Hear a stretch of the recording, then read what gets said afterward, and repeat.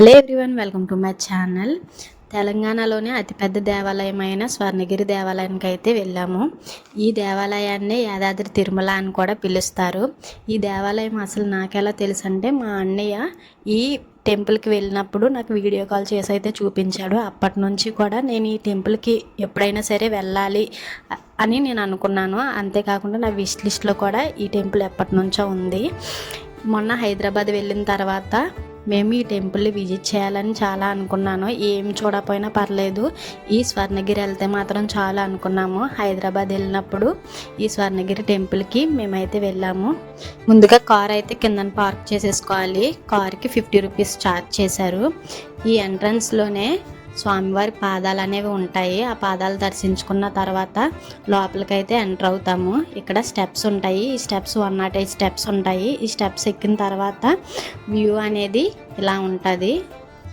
టెంపుల్ని మార్చ్ 6, 2024లో అయితే ఓపెన్ చేశారు. ఓపెన్ చేసిన కాడ నుంచి కూడా కొన్ని లక్షల మంది ఈ టెంపుల్ అయితే విజిట్ చేస్తున్నారు.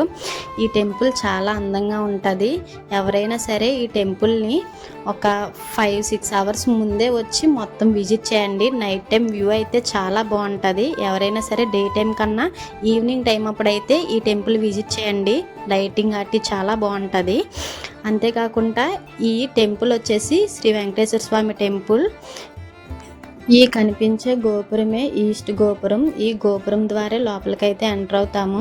లోపలికి వెళ్ళేటప్పుడు హెయిర్ లూజ్ చేసుకొని వెళ్ళకూడదు, జడ వేసుకొని వెళ్ళాలి. ఎవరైనా సరే హెయిర్ లూజ్ చేస్తే అక్కడే జడ వేసుకొని లోపలికి పంపిస్తారు. కోనేరులో ఉన్న విష్ణుమూర్తిని జలనారాయణుడు అని కూడా పిలుస్తారు. ఈ కోనేరు యూట్యూబ్ అండ్ ఇన్స్టాగ్రామ్లో చాలా ఫేమస్ అయిన ప్లేస్ ఇది.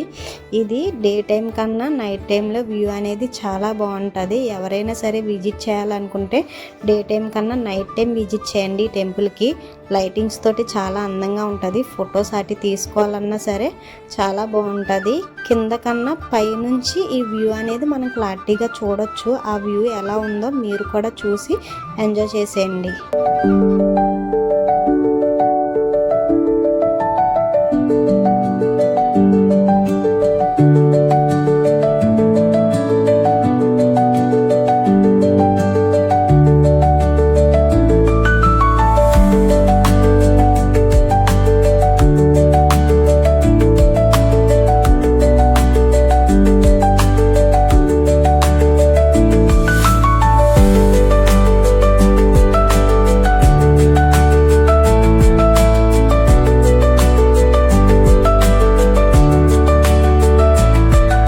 ఫైనల్లీ నా కోరిక అయితే తీరిపోయింది. స్వర్ణగిరి వెళ్ళాలనుకున్నాను, వెళ్ళాను, చూశాను. కానీ నైట్ టైం వ్యూస్ అనేది చూడలేదు. నెక్స్ట్ టైం మళ్ళీ వెళ్ళినప్పుడు కన్ఫామ్గా చూస్తాను.